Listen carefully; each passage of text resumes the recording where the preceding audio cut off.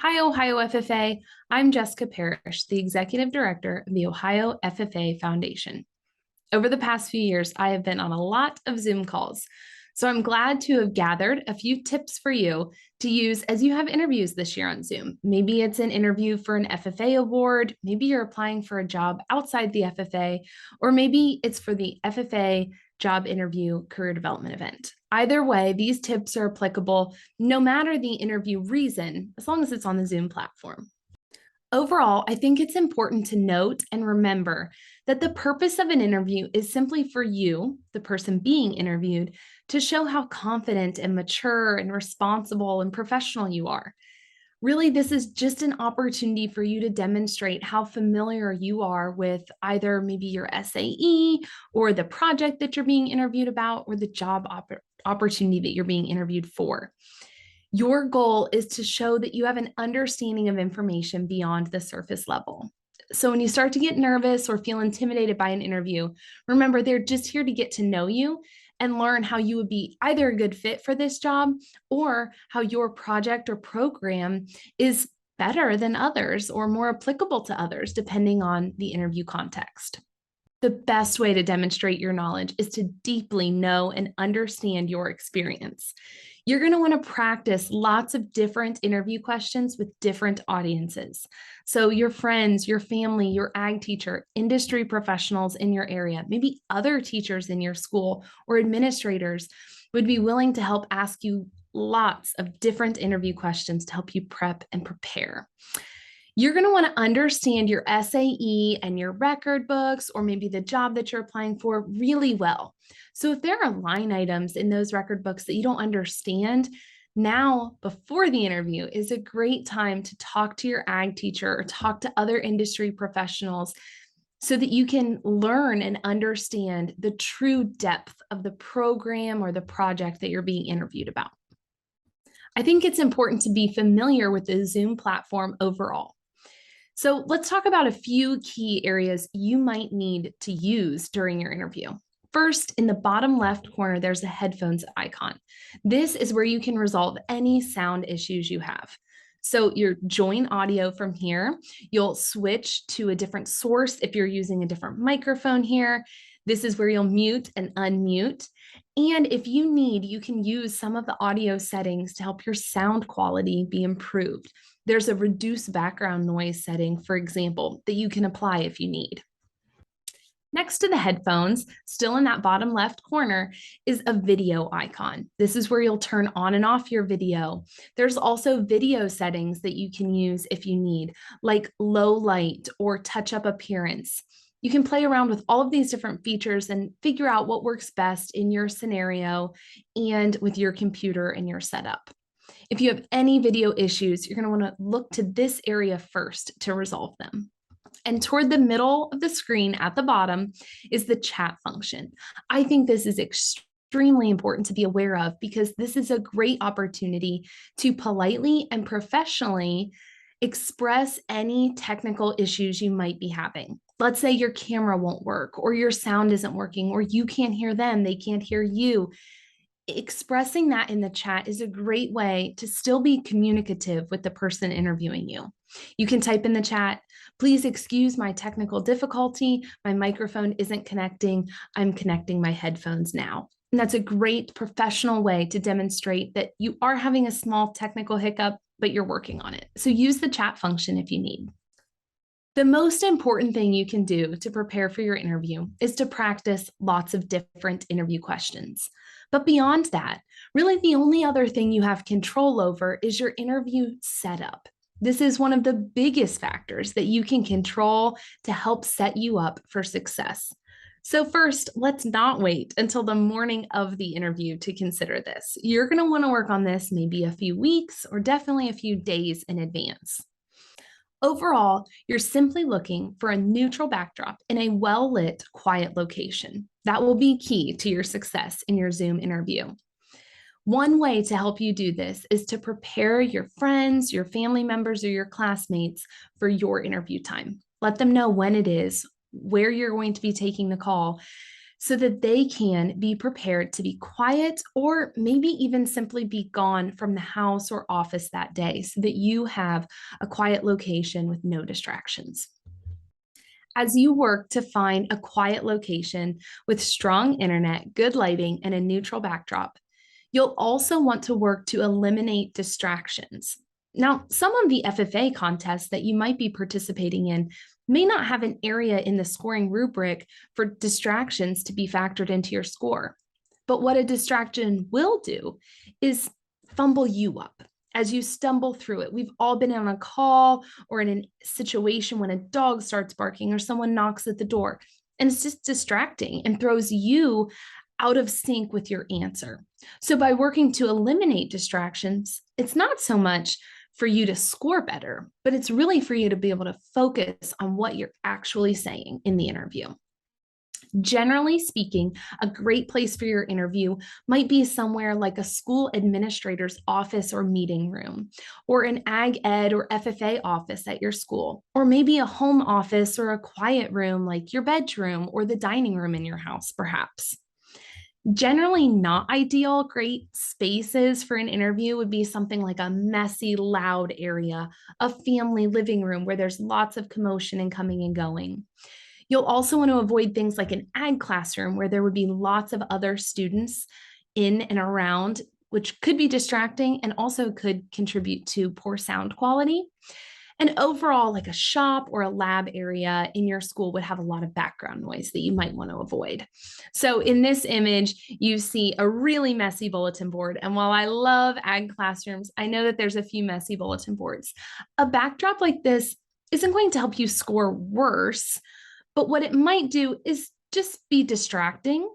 It might be harder for the person interviewing you to focus on what you're saying. So you don't have to have a fancy setup. A plain white wall is fine, but just look for something, again, to eliminate distractions for you and the interviewer. I think the most important factor to take into account as you consider where you should set up for your Zoom interview is your internet speed. If you have a fantastic ag office at your school that could be quiet and have no distractions, but that specific office does not have access to Wi-Fi or internet, it is not a good location for your Zoom interview. You can control many of the other factors. You can manipulate the lighting or the distractions in many spaces, but sometimes you can't change internet access. So consider your internet access and the internet speed above and beyond everything else first. You'll want to run a speed test through Google to make sure that your internet connection is strong enough to sustain a video interview. If it's not, you can consider two main factors to help you change your internet speed. The first and the easiest is to disconnect additional devices from Wi-Fi. Sometimes we forget how many devices in our home or in our school are connected to Wi-Fi. Other cell phones, tablets, your printer that might be connected to Wi-Fi, televisions, extra computers, or even smartwatches, all are helping slow down that Wi-Fi by sending Wi-Fi signal to many devices. So if you can turn those off in general, it might help boost your internet quality. And if that isn't enough, you might want to consider using an Ethernet cable or adapter to connect directly to your modem. If that's not something you have, you can pick one up fairly inexpensively at a Walmart, Amazon, Target, or any tech shop, or your school tech office may have some that you can borrow for this interview. Once you've found a location with great internet connection and a speed fast enough to sustain a video call, now we can start to focus on some of the other more minor factors that will help set you apart and set you up for success in your interview. The first of which is your microphone and your sound. Like I've mentioned, you want to avoid areas with extra background noise. So consider things like fans or air conditioning units, family members, pets, classmates, shop equipment. All of these things can contribute to poor sound quality. And in general, it's going to be probably best if you can use headphones that have a microphone in them. That's going to give you the best sound quality. So when possible, you can use AirPods or another wireless headphone device, or even corded headphones that have a microphone on them. There are many, many fancy, expensive podcasting microphones that you can purchase, but in general, they're not needed.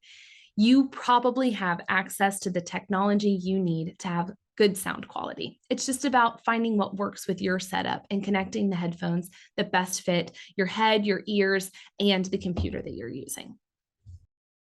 Once we focused on the most important factor of internet speed, and now we have good sound quality where you can hear them and they can hear you with minimal background noise. Now we get to focus on even more minor things that in general aren't going to be judged and evaluated, but they do help set you apart as a professional who's very prepared for this interview. So computer placement, you're going to want to work on bringing your computer up to eye level. In general, this is just a more flattering angle for a video call. You'll also want to face the light, so face a window versus having a window behind you. You can also supplement light if you're not in a room with natural lighting with a ring lamp, or even just a lamp with the lampshade removed is sometimes enough lighting. In general, when possible, try to avoid overhead lighting that might cast shadows on your face.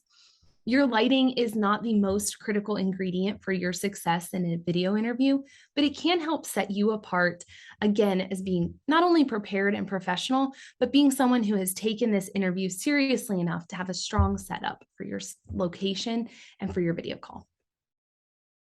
Really, this is all about helping you feel confident while you're in the interview. You want to be set up for success by having a great physical setup around you. Somewhere that you can have some notes or a notebook to take notes is going to be much more comfortable professionally instead of being maybe cozy like this gentleman is on a couch. Where your computer is sitting on your lap, it might be bouncing around and there's a lot of background noise from that. It's moving, you can't take notes. It just doesn't look like you've taken the interview as seriously. So again, on some FFA rubrics, this won't necessarily be scored, but it will help you feel more comfortable in the interview. Once you've done all your prep work to set up a great location where you feel comfortable for your interview, during the interview, just work on being focused and engaged with what they're asking and the conversation happening through Zoom. I know it can be so hard and so distracting as there is a world around you of different things happening. But the more you can stay in tune with what's happening, the better you'll do and the better your answers will be. Make sure you show up on time. And by on time, I actually mean early. There can be maybe a minute or 2 minute or 3 minute lag as you join a virtual call. So if you join early, you're allowing time for any small technical difficulties that you might encounter as you work to join that call. Don't forget to take a deep breath, smile, and make eye contact with the camera. It can be a lot stronger interview if you remember to look at the camera. That's what they're seeing, instead of looking down at your picture or at their picture, but looking at the camera can be a much stronger presence. As they ask you questions, don't be afraid to let them see your excitement and your passion and your knowledge about what you're being interviewed for. Try not to, quote, eat the clock by over explaining or repeating. The more you drag out an answer, the less time you have for all the different questions they're hoping to ask you. And don't be afraid of their questions. I know it can feel intimidating because you don't know what they're going to ask, and you want to make sure you have the opportunity to share the answers that you've rehearsed or that you've thought of. But don't be afraid of what they might ask. They really just want to get to know you and see either how you're a great fit for this job or how your project or program deserves to win the award that you're interviewing for. As you're discussing things throughout your answers, don't be afraid to use official terms, facts, data, quantity, etc. Sprinkling that factual, data-driven information throughout your answers when applicable is the strongest way to answer interview questions. If you think you need more help or you're curious about camera placement, computer placement, forward-facing lighting, etc., Marlene Ike put together a great video highlighting all the variety of scenarios that you might encounter as you find a location for your Zoom interview. I would strongly encourage you to check out this video. FFA members, I'm wishing you the very best of luck as you have a variety of interviews, whether it's an award interview, a job interview, or a contest through Zoom. Remember, Focusing on your internet connection, focusing on taking some time to find a quiet, neutral location with good sound will just set you up for success and will set you apart as a prepared professional who is very deserving of the job opportunity you're interviewing for or the award.